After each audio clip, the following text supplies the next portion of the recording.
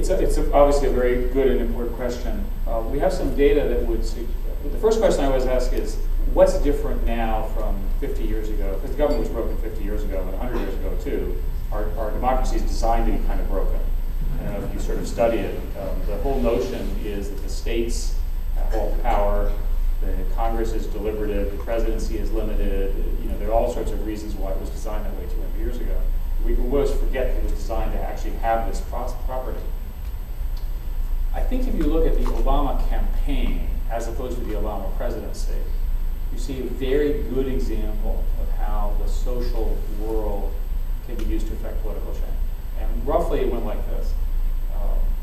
And I was a supporter of Obama and a candidate as a matter of disclosure, if people know that. Before, when he was a challenger to Secretary Clinton, now Secretary Clinton, he had no money. He used the internet to raise his profile and did so very cleverly and got himself organized.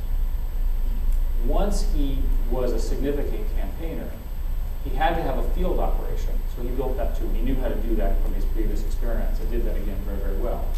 What was interesting was that that was not sufficient, that eventually, in the latter part of the campaign, he also, in order to win the presidency, spent hundreds of millions of dollars on traditional advertising.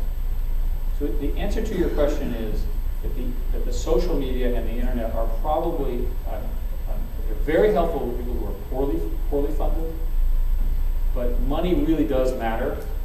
And although it does give an opposing view, if you will, a platform, it does give them a way of being heard, but ultimately the power of money in politics is going to remain very, very important. So I would argue that the social media, that the internet really did make a difference because it ultimately created a choice, but ultimately it was the traditional mechanism that delivered it. I think that's a rough reading.